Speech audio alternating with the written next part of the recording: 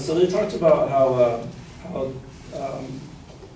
legalizing PEDs will help regulate the drugs, and so one way. So I talked about how athletes might go over what is legalized, and one way that you do that is a thing called stacking, where they stack where they mix a bunch of different steroids, and which can give a better performance, but also cause more harm to an athlete. And it takes for a normal person who's not taking steroids, it takes 48 hours for a person to recover. But if you were to take steroids, it would actually reduce that by half, and so it'll take you 24 hours in order to recover. So you're able to perform a lot longer. You can go back and work out in a faster rate than you would if you're considered normal without using steroids.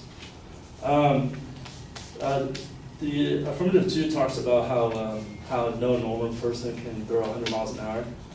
So Joel Zumaya, he holds a record for 104 point.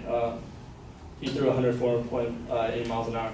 And if you were to take steroids, obviously it's all over the internet. And there was no statistical or anything on him using steroids. And our oldest Chapman, he threw 103.9 miles per hour, and there's no evidence that he even took steroids. And the list goes on and on for how many people who took over 99, 100 miles an hour, through over 100 miles an hour. And then he also talks about how someone can't take a hit from a 250-pound linebacker. You can't say that everybody is taking steroids in sports, and that so people take hits from 250-pound linebackers all the time. They walk up and get up. I'm sure I can even do it, but it won't feel good.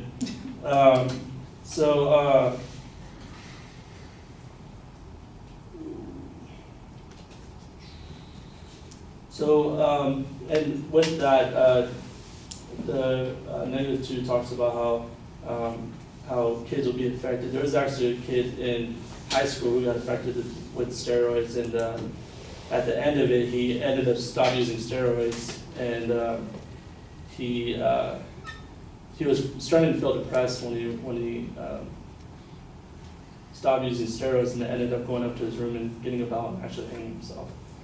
And so his dad goes around and speaks to other kids who are using these steroids, and he has kids coming up to him all the time saying, I'm really sorry about your son, but I know what he's going through, and I have the same effects as him, but I was just thinking, wasn't able to commit suicide.